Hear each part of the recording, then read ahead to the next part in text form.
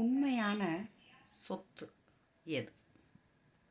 வெள்ளத்தால் அழியாது, வெந்தழலால் வேகாது, வேந்தரால் கொள்ளத்தான் முடியாது, கொடுத்தால் நிறைவொழிய குறையாது, கள்வர் எவராலும் களவாட முடியாது, கல்வி எனும் உள்ளத்தே பொருள் இருக்க, உலகெங்கும் பொருள் தேடி உழலுவதென்னே.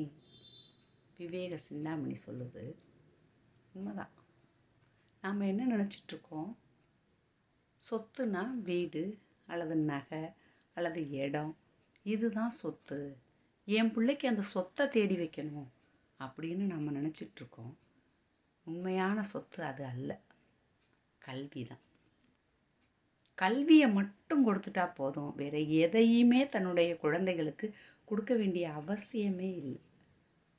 வெளில அடிச்சுட்டு போனாலும் அவன் கற்ற கல்வியை அடிச்சுட்டு போக முடியாது. வெண்தழலால் வேகாது. களவாணி களவாண்டுட்டு போனால் அந்த வீட்டில் கொட்டாச்சியாவது மிஞ்சும்பாங்க. ஆனால் தீ எறிஞ்ச வீட்டில் கொட்டாச்சி கூட மிஞ்சாதும்பாங்க.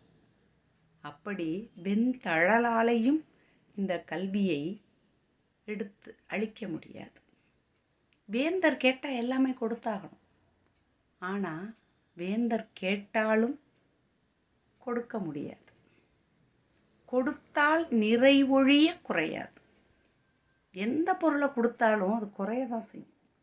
ஆனால் கல்வியை கொடுக்க கொடுக்க இன்னும் தெளிவாகி அது நிறையத்தான் செய்கிறது. கள்வரால் களவாட முடியாது. எந்த கல்வனும் களவாண்டு போக முடியாது.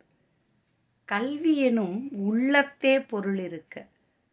உண்மையான பொருள் எது? கல்வி. அது உள்ளத்தில் இருந்தால் உலகமெல்லாம் தேடி நாம் உழல வேண்டிய அவசியம் இல்லை என்பதை அழகாக விவேக சிந்தாமணி கூறுகிறது. அதை நாம் பின்பற்றுவோம். உண்மையான செல்வத்தை நாமும் பெறுவோம். நம் குழந்தைகளுக்கும் கொடுப்போம், பிறருக்கும் கொடுப்போம்.